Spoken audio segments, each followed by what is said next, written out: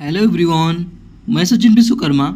आज के इस वीडियो में मैं आपके लिए फंडामेंटल ऑफ इकोनॉमिक्स के कुछ इंपॉर्टेंट ऑब्जेक्टिव क्वेश्चंस लेकर आया हूं, जो कि आपकी परीक्षा की दृष्टि से बहुत ही ज़्यादा इंपॉर्टेंट है।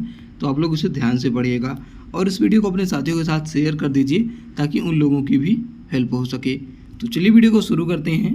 इसमें क्वेश्चन है कि निम्नांकित में कौन उत्पादन का एक साधन नहीं है। तो उत्पादन के 5 साधन होते हैं: भूमि, श्रम, पूंजी, संगठन और उद्यम। तो इसमें जो है वितरण यानी डिस्ट्रीब्यूशन, ये जो है उत्पादन का एक साधन नहीं है। अगला क्वेश्चन है, हस्तकला में सर्वाधिक महत्व होता है। हस्तकला में सर्वाधिक महत्व होता है भूमि का, श्रम का, पूंजी का या संगठन का। तो हस्तकला में सर्वाधिक महत्व होता है श्रम का। अगला क्वेश्चन है, निम्नलिखित में से कौन उत्पादन का साधन नहीं है? भूमि, श्रम, पूंजी या फिर ट्रैक्टर। तो अभी यहाँ पर बताया था कि उत्पादन के 5 साधन होते हैं। तो यहाँ पर भूमि, श्रम, पूंजी ये तीनों उत्पादन के साधन हैं, लेकिन ट्रैक्टर उत्पादन का साधन नहीं है। अगला क्वेश्चन है, उत्पादन में योगदान के लिए पूंजीपति क्या प्राप्त करता है? उत्पादन में योगदान के लिए पूंजीपति क्या प्राप्त करता है? तो ये प्राप्त करता है ब्याज। ऑप्शन सी इसका करेक्ट हो जाएगा।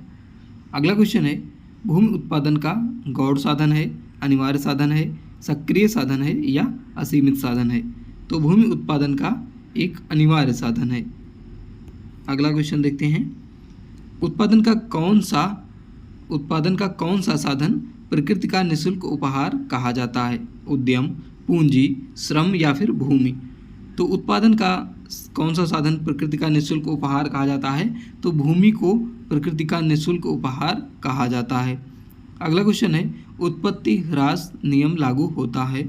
मार्जिनल यूटिलिटी नियम लागू होता है कहाँ पर? केवल कृषि में, उद्योग में, केवल हस्तकला में या उत्पादन के सभी क्षेत्रों में?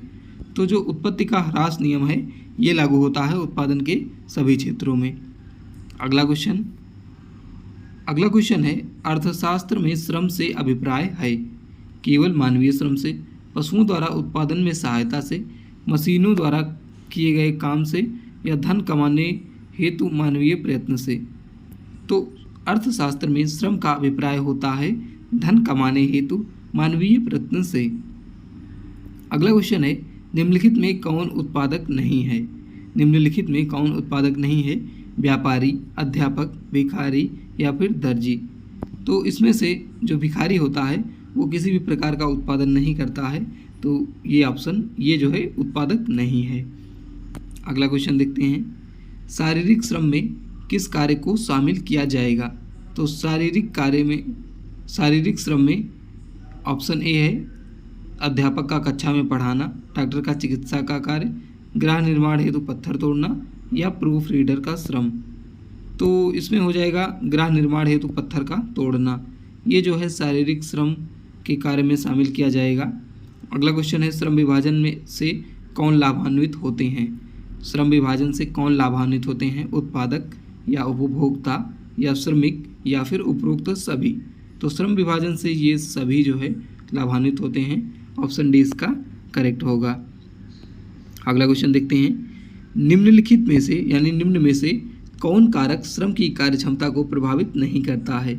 ऑप्शन ए है श्रम संघ, ऑप्शन बी है रीति रिवाज, ऑप्शन सी है शिक्षा और ऑप्शन डी है अन्य देश में हिमपात।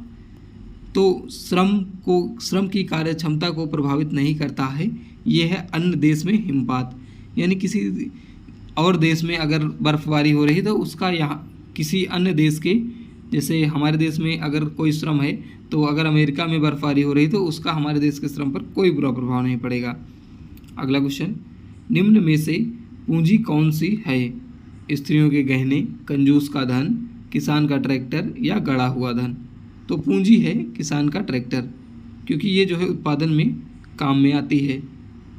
अगला क्वेश्चन, निम्नलिखित में से चल पूंजी कौन सी है? खेत, मकान, मशीन या कच्चा माल? तो निम्नलिखित में से चल पूंजी है कच्चा माल। कच्चा माल जो है ये चल पूंजी होती है। ये खेत, मकान और मशीन जो है ये स्थिर पूंजी होती है। अगला क्वेश्चन है, पूंजी के प्रयोग के बदले दिया जाने वाला पुरस्कार है लाभ, लगान, ब्याज या फिर मजदूरी। तो पूंजी के प्रयोग के बदले दिया जाने वाला पुरस्कार होता है, ये होता है ब्याज। ऑप्शन सी इसका करेक्ट होगा। अगला क्वेश्चन है, पूंजी निर्माण का अर्थ है। पूंजी निर्माण का अर्थ है बचत करना, बचत को एकत्रित करना, या फिर निवेश करना, या बचत का वास्तविक पूंजीगत संपत्तियों में निवेश। तो इसका आंसर हो जाएगा बचत का वास्तविक पूंजीगत संपत्तियों में निवेश।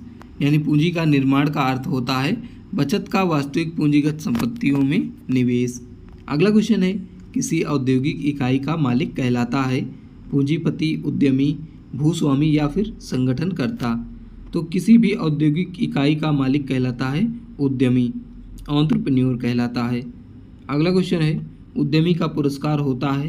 तो उद्यमी का पुरस्कार होता है, ऑप्शन ए है लगान, ऑप्शन बी है ब्याज, सी है लाभ, या फिर डी है मजदूरी।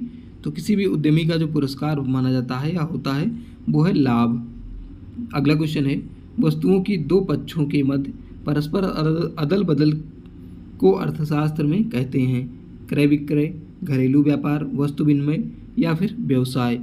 तो वस्तुओं की दो पक्षों में परस्पर अदल बदल को कहा जाता है वस्तु विनिमय। अगला क्वेश्चन है, द्रव्य यानी मुद्रा के माध्यम से किया जाने वाला विनिमय कहलाता है वस्तु विनिमय, प्रत्यक्ष विनिमय, क्रय विक्रय, या इनमें से कोई नहीं। तो द्रव्य या मुद्रा के माध्यम से किया जाने वाला विनिमय कहलाता है क्रय विक्रय। अगला क्वेश्चन, वस्तु विनिमय की कठिनाई को दूर किया है पूंजी ने, बैंकों ने, मुद्रा ने, या फिर साख ने। तो वस्तु विनिमय की कठिनाई को मुद्रा ने दूर कर दिया है। अगला क्वेश्चन है, निम्नांकित में कौन सा तत्व बाजार के लिए आवश्यक नहीं है? क्रेता विक्रेता, एक कीमत, एक वस्तु, एक स्थान विशेष। तो इसका आंसर हो जाएगा स्थान विशेष। बाजार में ये तत्व जो है आवश्यक नहीं होता है। अगला क्वेश्चन है, पेट्रोल का बाजार होता है। तो पेट्रोल का बाजार होता है अंतर्राष्ट्रीय बाजार। ये जो है अंतर्राष्ट्रीय बाजार का उदाहरण है। इसके बाद अगला क्वेश्चन देखते हैं, संतुलन कीमत। संतुलन कीमत वह कीमत है जो निर्धारित होती है।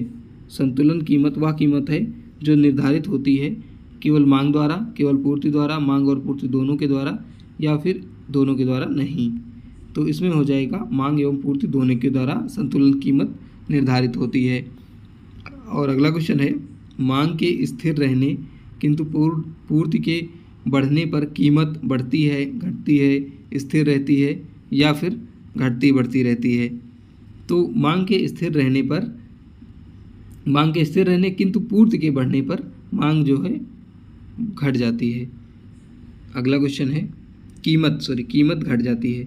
अगला क्वेश्चन है, उत्पादन की एक अतिरिक्त इकाई की लागत को कहते हैं औसत, कुल, परिवर्तन या सीमांत लागत। तो उत्पादन की एक अतिरिक्त इकाई की लागत को कहते हैं सीमांत लागत। अगला क्वेश्चन है, औसत लागत की गणना का सूत्र क्या है?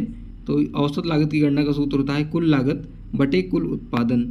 यानी कुल लागत को कुल उत्पादन से भाग देते हैं तो औसत लागत की गणना हो जाती है या औसत लागत निकल आती है। तो इस वीडियो में इतना ही।